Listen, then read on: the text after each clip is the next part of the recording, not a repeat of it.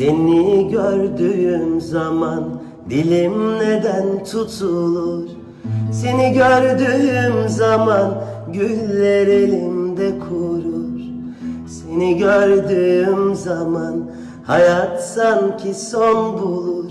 Gözlerine bakınca dünyalar benim olur. Susma gönlüm, sen söyle. Haydi gönlüm, sen söyle. Aşkımı sevgiliye, derdimi sevgiliye.